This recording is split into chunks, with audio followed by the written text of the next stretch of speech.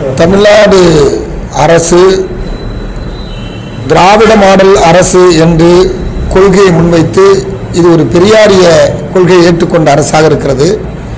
அதைத்தான் ஒவ்வொரு நாளும் தமிழ்நாட்டு முதலமைச்சர் அவர்களும் இந்த அரசு சார்ந்த உயர் அதிகார மையத்தில் இருப்பவர்களும் வெளிப்படுத்தி வருகிறார்கள்.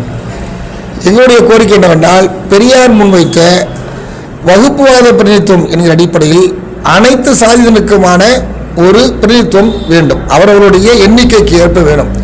அந்த அடிப்படையில் அதை முழுமையாக நிறைவேற்றாமல் இருப்பது என்பது பெரியாருடைய மாடல் அரசு என்று சொல்வதிலே இன்னும் குறைபாடு இருக்கிறதாக நாங்கள் கருதுகிறோம். எனவே அதை உடனடியாக அரசு நிறைவேற்றி தர வேண்டும்.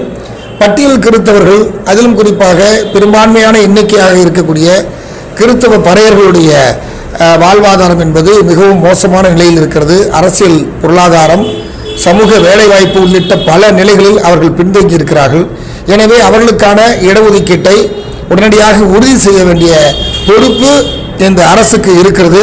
பெரும்பான்மையான கிறித்தவர்களும், அதில் குறிப்பாக பறையர் கிறித்தவர்கள் வாக்களித்திருக்கிறனால் அவர்கள் வைக்கிற கோரிக்கையை அரசு செவிமடுத்து கேட்டு நிறைவேற்றி தர வேண்டும் என்கிற ஒரு கோரிக்கையும் அரசுக்கு முன்வைக்கிறோம்.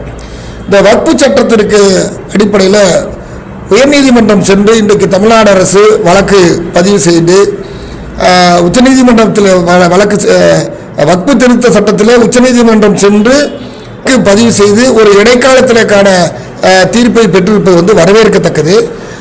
ஏறக்குறைய 140க்கு மேற்பட்ட மனுக்கள் அங்கே பதிவு செய்யப்பட்டிருக்கின்றன. இது மோடி அரசினுடைய RSSனுடைய கொள்கையை வெளிப்படுத்தக்கூடியதாக இது அமைந்திருக்கிறது. உச்சநீதிமன்றம் கேட்டிருக்கிற கேள்வியின் அடிப்படையில் வேறு எந்த இந்துக்களோ அல்லது வேறு மார்க்கம் சார்ந்த அல்லது மதம் சார்ந்த நிறுவனங்களில் பிற மதத்தினர்களை அங்கத்தினராக, தலைவர்களாக, அதில் உள்ள பொறுப்பாளராக நியமிக்கப்பட்டிருக்கிறதா, இதில் மட்டும் நீங்கள் கேட்குறீங்களே, நியமிக்கணும்னு சொல்லியிருக்கீங்களே என்ற கேள்வி என்பது மிக நியாயமான கேள்வி. பாபர் மசூதி இடிக்கப்பட்ட காலத்திலே கொடுக்கப்பட்ட தீர்ப்பில் கூட அப்படிப்பட்ட நம்பிக்கையின் அடிப்படையில் தான் தீர்ப்பை வழங்கினார்கள். எனவே இஸ்லாமியர்கள் முன்வைத்து தொடர்ந்து கோரி வருகிற அது ஆர்டிகல் 370 இருக்கட்டும் அல்லது முத்தலாக்காக இருக்கட்டும், அதுவும் ஒரு நம்பிக்கை அடிப்படையிலும் அந்த மண்ணை சார்ந்தவர்களும் அந்த மதத்தின் மீது ஈடுபாடு கொண்டவர்கள் முன்வைத்திருக்கிற கோரிக்கை தான். அந்த கோரிக்கையை நிறைவேற்றி தர வேண்டிய கடமை என்பது ஒன்றிய அரசுக்கு இருக்கிறது. ஆனால் ஒன்றிய அரசு மாற்றாந்தாய் மனப்பான்மையுடன் இரண்டாந்தர குடிமக்களாக இஸ்லாமியர்களை நடத்துகிறது வெளிப்படையாக தெரிகிறது. எனவேதான் உச்சநீதிமன்றம் இந்த கேள்வி எழுப்பியிருக்கிறது, இடைக்கால தடையை விதித்திருக்கிறது. இதிலே மூன்றாவது மிகப்பெரிய சொத்தாக இருக்கக்கூடிய அசைமற்ற அசையா சொத்துக்களை கொண்ட ஒரு நிறுவனமாக இந்த வக்பு நிறுவனம் இருக்கிறது.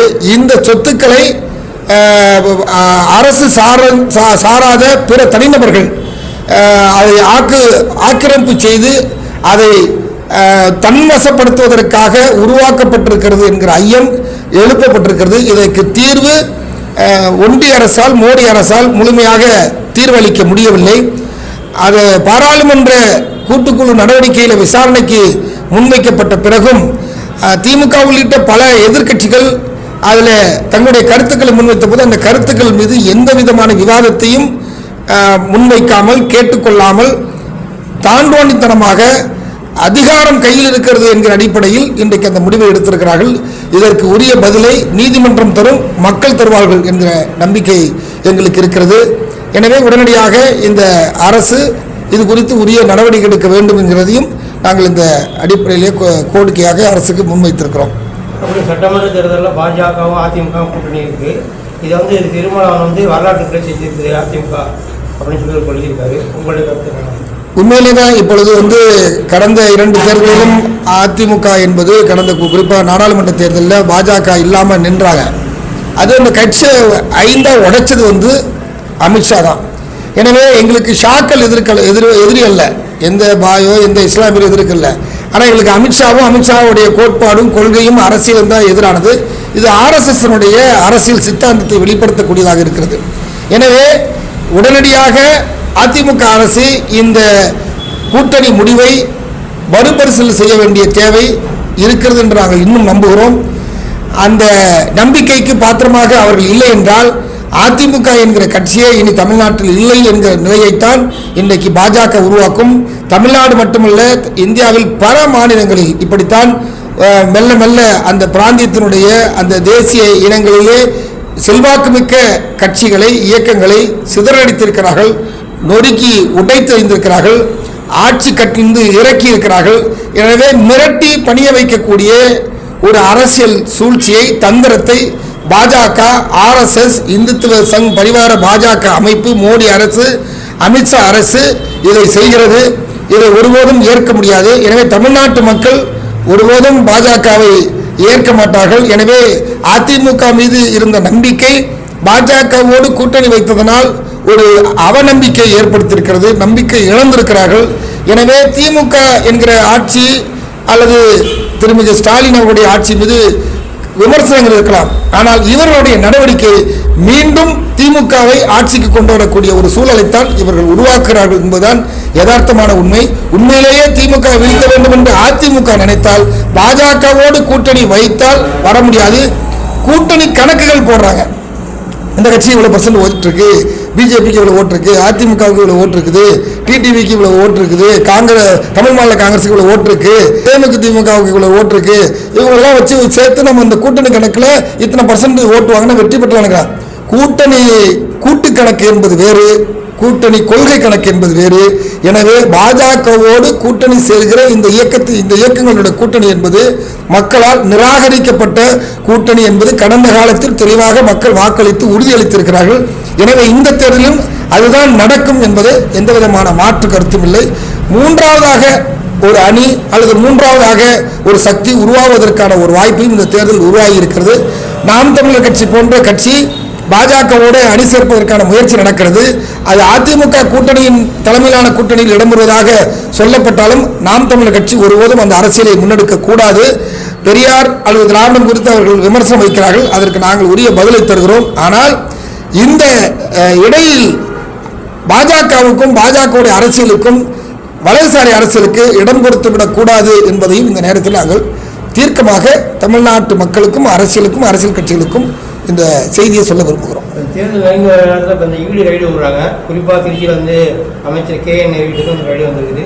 அதை எப்படி பார்க்குறீங்க? அதாவது அமைச்சர் நேரு உள்ளிட்ட திமுகவை சேர்ந்தவர்கள் மீது மட்டும் ரைடு விடுறீங்களே, என்னைக்காவது பிஜேபியை சேர்ந்த பிஜேபி ஆளுகிற மாநிலங்களில் பிஜேபி மந்திரிய வீட்டுக்கு ஈடி போயிருக்கா? ஏன் போல? அப்போ ஈடிக்கு ஒரு பக்கம் கண்ணே இல்லையா? அது ஒரு பக்கம் மட்டும்தான் பார்வை இருக்குமா? எதிர்கட்சி வரிசையில் இருக்கக்கூடிய அமைச்சர் வீட்டுக்கு மட்டும்தான் கதவை தட்டுமா? எனவே இது வந்து ஒரு அரசியல் பழிவாங்கக்கூடிய நடவடிக்கை. நீ ஓகேனா இரு, அப்புறம் பற்றி அடுத்த பற்றி பேசலாம். நீங்களே ஊழலில் மிக திளைத்து ஓங்கி இருக்கக்கூடிய கட்சியாக இருக்குது. பாஜகவுக்கு இன்னைக்கு வந்து பணம் கொடுத்துருக்காங்க, டொனேஷன். அந்த பெருந்தொகை எங்கேருந்து வந்துச்சு? அதிகாரத்தினால தானே வந்திருக்கு. காங்கிரஸ் கட்சிக்கும் பிற கட்சிக்கும் கொடுக்குற வந்து தேர்தல் நிதி என்பது மிக குறைவாக இருக்குது. ஆனால் பாஜகவுக்கு கொடுத்துருக்கக்கூடிய தேர்தல் நிதி என்பது பெரும்பான்மையாக இருக்குது. அப்போ இதுல என்ன தெரியுது? ஆட்சியை வைத்து அதிகாரத்தை வைத்து மிரட்டி உருட்டி இந்த சிறு குறு நிறுவனங்களை, முதலாளிகளை, பெரும் முதலாளிகளை, கார்பரேட் நிறுவனங்களை மிரட்டி நீங்க கொள்ளையில்லாமல் அடிக்கக்கூடிய இந்த அரசியலை முன்வைக்கிற பாஜக, திமுக போன்ற அல்லது அதிமுக போன்ற அமைச்சர்களுடைய குறைபாடுகளை வந்து நீங்க வந்து நடவடிக்கை எடுக்கல. ஊழல் மீது நடவடிக்கை எடுக்கணும், ஆனால் ஒருதலை பட்சமாக எடுக்கிற நடவடிக்கை தான் நாங்கள் விரும்பல. நீங்க அதிமுக திமுக இருக்கக்கூடிய அமைச்சர்கள் மீது நடவடிக்கை எடுக்கிறது போல ஏன் பாஜக சார்ந்து இருக்கக்கூடிய அமைச்சர்கள் அல்லது பிற மாநிலத்தில் பாஜக ஆளக்கூடிய பெரும்பான்மையான மாநிலங்களில் பாஜக தான் ஆளுது, அவங்க வீட்டு கதவெல்லாம் ஏன் தட்டலான்ற கேள்வி தான் நாங்கள் எழுப்புறோம். எனவே இந்த புல்டோசர் கல்ச்சர்லாம் இப்போ நிறைய ஓங்கி வடநாட்டில் இஸ்லாமியர்களுக்கு கிறிஸ்தவர்களுக்கு எதிராக இருக்குது. இது அடுத்தது பட்டியல் சமூகத்திற்கும் பழங்குடியின மக்களுக்கும் பிற்படுத்தப்பட்ட மக்களுக்குமான ஒரு எதிரான சக்தியாக இவர்கள் வந்து வளர்ந்து நிற்பார்கள் என்று சந்தேகமே இல்லை. அதற்கான அரசியல் சூழ்ச்சி தான் அவர்கள் செய்கிற ஒவ்வொரு முயற்சியும். அதை எதிர்த்து இன்றைக்கு தமிழ்நாடு குரல் கொடுத்து வருகிறது, போராடி வருகிறது. இந்த போராட்டம் ஓயாது. 2026 திமுகவுடைய வெற்றி எந்த அளவுக்கு? திமுகவுடைய வெற்றி என்னன்னா, திமுக நிறைய குறைகள் இருக்கு. அவர்கள் வந்து கொள்கை கோட்பாட்டு அடிப்படையில் இன்னும் செய்ய வேண்டிய நிறைய பணிகளை முழுமையாக செய்ய தவறி இருக்கிறார்கள். உதாரணமாக பட்டியல் சமூக மக்களுடைய பிரச்சனைகளை பற்றி இதுவரைக்கும் நிறைய முடிவெடுக்க முடியாமல் இருக்காங்க. அன்றாடம் ஒவ்வொரு பட்டியல் சமூக மக்களுக்கு எதிரான வன்கொடுமைகள் நடக்கின்றன. அது குறித்து இந்த அரசு கவலை கொள்வதாக இன்னும் எங்களுக்கு தெரியல. அது வந்து ஒரு பேரட்சமாக இருக்கிறது. அதையும் தாண்டி ஆணவ கொலை தொடர்ந்து நடக்குது. இந்த ஆணவ கொலை சம்பந்தமாக ஒரு தனி சட்டம் இயற்ற வேண்டும் என்று நாம் கேட்குறோம். இதுவரைக்கும் அதை பற்றி எந்த பதிலும் இல்லை. வேங்கவைகள் போன்ற ஒரு பிரச்சனையில் முழுமையான தீர்வை அடையாமல் குற்றச்சாட்டு அவர்கள் மீதே வருவதற்கான ஒரு அரசியல் அழுத்தத்தை அதிகாரிகள் மூலம் கொண்டு வந்து முன்வைத்திருப்பது என்பது எங்களால் ஏற்க முடியாது. 100 விழுக்காடு பட்டியல் சமூகத்தில் 61 விழுக்காடு பட்டியல் சமூகம் பறையர்குடி மக்களாக இருக்கிற அந்த மக்கள் முழுமையாக இந்துவாக இருந்தாலும் கிறிஸ்தவராக இருந்தாலும் முழுமையாக ஏறக்குறைய 50 விழுக்காட்டிற்கு மேலே, அந்த 61ல் 50 விழுக்காட்டிற்கு மேலே வாக்களித்து உருவான அரசு தான் இன்றைக்கு இந்த திமுக அரசு. முத்துவேல் கருணாநிதி ஸ்டாலின் ஆகிய நான் என்று இன்றைக்கு அவர் மார்தட்டி சொல்லுகிறார் என்று சொன்னால் அதற்கான வாய்ப்பை வழங்கிய பெரும் சமூகம். இந்த சமூகத்தினுடைய பிரச்சனையை பற்றி இதுவரைக்கும் கவலை கொள்ளாமல் இருப்பது வேதனை அளிக்கிறது. அது மேல்பாதி கோவிலாக இருக்கட்டும், இன்னும் பல்வேறு புல்லட் ஓட்டுறதுக்காக வெட்டினதாக இருக்கட்டும், கபடி விளையாடுறதுக்காக வெட்டினதாக இருக்கட்டும், இப்படி பல பிரச்சனைகளை நாம் ஒவ்வொரு நாளும் பார்த்து கொண்டு தான் இருக்கிறோம். எனவே இந்த அரசு அதில் கவனம் கொள்ள வேண்டும். கூட்டணி விஷயத்தில் எப்படி அதிமுகவை சேர்ந்த முன்னாள் முதலமைச்சர் அம்மையார் செல்வி ஜெயலலிதா அவர்கள் எப்படி கூட்டணி அமைக்கிற போது பெரிய கட்சிகள்லாம் ஓரங்கட்டிட்டு சின்ன சின்ன இயக்கங்களை கூட்டு வச்சுக்கிட்டு வெற்றி பெற்றாங்க. இப்போ திமுகவுக்கு அந்த நெருக்கடி வந்திருக்கு. இப்போ என்ன சொல்கிறாங்க, பாஜக, அதிமுக, தமிழ் மாநில காங்கிரஸ், இன்னும் இருக்கிற கட்சிகள்லாம் ஒன்றா சேர்ந்து ஒரு பெரிய கூட்டணியை கூட்டு கணக்கில் கூட்டுத்தொகையில் கூட வரும் என்று புள்ளி கணக்கு போட்டு நிற்கிற நேரத்தில் திமுக என்ன செய்யணும்னா இருக்கிற கூட்டணியோடு சேர்ந்து இன்னும் மேலும் ஒரு பகுதி அளவில் வளர்ந்திருக்கக்கூடிய இயக்கங்களை தலைவர்களை அரவணைத்து கொண்டு அவர்களுக்கு வாய்ப்பளிக்கணும்.